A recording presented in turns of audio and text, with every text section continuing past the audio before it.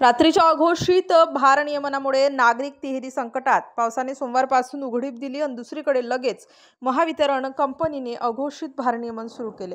तेही सायंकाळी 7ला गायब झालेली वीज 3 तासांनी म्हणजे रात्री 10ला आली. यामुळे आधीच एकीकडे वाढत्या चोऱ्या, बिबट्याच्या एरझारा आणि अघोषित भारनियमनामुळे नागरिक तिहेरी संकटात सापडले आहेत. मुकणेसह परिसरात फिरणारे बिबटे आता भक्ष्याच्या शोधात थेट गावापर्यंत येऊ लागल्याने नागरिक भीतीच्या छायेखाली असताना सोमवारपासून पावसाने काहीशी उसंत दिली. मात्र महावितरण कंपनीने सायंकाळी 7ला अघोषित भारनियमन सुरू केले आहे. याबाबत वीज वितरण विभागाच्या वाढीवर्रे उपकेंद्रांतर्गत येणाऱ्या पाडळी, मुकणे, शिवहद्दीवरील सबस्टेशनला विचारणा केली. वरिष्ठांच्या आदेशामुळे भारनियमन करण्यात येत असल्याचे सांगितले. तेही संध्याकाळचेच भारनियमन असल्याचे सांगितले. 7ला बंद केलेली वीज तब्बल 3 तासांनी म्हणजे 10 वाजता आली. यावर नागरिकांमधून संतप्त प्रतिक्रिया उमटल्या. बिबट्याच्या हल्ल्यात मृत्यू होणे किंवा जखमी होण्याचे प्रकार नागरिकांसाठी नवीन नाही. बिबट्याच्या धास्तीने शेतवस्तीवर राहणारे शेतकरी जीव मुठीत धरून वावरत आहेत.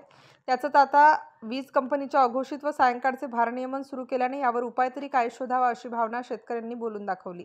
बिबट्याची दहशत, त्यावर वाढत्या चोऱ्यांचे चिंताजनक प्रकार व आता वीज कंपनीचा रात्रीचा अजब व अघोषित भारनियमनाचा भार, यामुळे शेतकरी ग्रामस्थांना दाद मागायची कुणाकडे, तसेच याकडे कुणी लक्ष देईल का अशी आर्त विनवणी करण्याची वेळ आली आहे.